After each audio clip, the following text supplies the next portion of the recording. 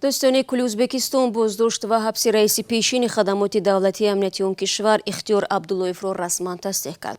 دوستانی میگوید به دلیل اون که در پرونده چند منصبداری بلندپایه شرکت میکنند جزئیات تفتیشات آشکار نمیشود.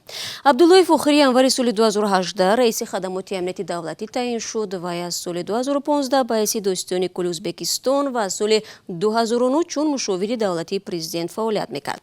قبل از برنامه صحبت داشتم با سیروژدین اسلام همکارم از بخش ازبکی رادیو زودی نخست از او سبب حبس اختیار عبداللهیف را پرسیدم. خب سبب بازداشت اختیار عبداللهیف 54 ساله دو تا می باشد. به گفته مقامات رسمی یعنی داستان کل ازبکستان گویا که اختیار عبداللهیف یکم عیبش این سوء استفاده از مقام دولتیش که رئیس خدمات امنیتی ازبکستان بود و دومش این رشوه‌خواری است و گفته می شود که نه تنها او بلکه با 10 نفری بلندپایه کارمند بلندپایه امنیتی ازبکستان نیز به حبس گرفته شده است. ولی باید تذکر داد که اینها 4 ماه قبل به حبس گرفته بودند. اینها را اختیار عبداللهیف روز 11 فوریه روزی که از کارش سبکدوش کرده بودند به حبس گرفته شده بود.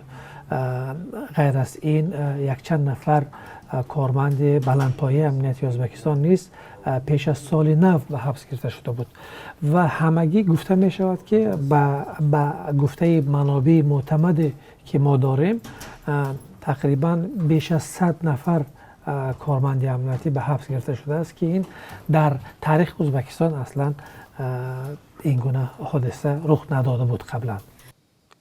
خب مسئله فساد معلوم شد اما دقیقاً اختیار عبداللهیف به کدام جنایت متهم می شود؟ اختیار عبداللهیف همگی 1 سال پیش از دادستانی کل به خدمات امنیتی رئیس شده آمده بود و در این مدت گفته می شود که او و نفرهایی که با او یک جای آمدن تماما از بیرون از سیستم این خدمات کار خود را ادامه دادند و میلیون ها دلار را از مردم از کارچلانان و کارمندای دیگر قوه های نظامی رشوه گرفتند. ولی البته ما دقیق نمیدانیم اما منابع ما میگویند که اساساً با رشوه‌خواری و با نیرومندتر کردن خودش گویا از منصب خودش سوء استفاده می برد اختیار عبداللهیف و اینا بالاخره خود رئیس جمهور با خبر می شود از این حادثه و تصمیم می گیرد که باید به حبس گرفته شود.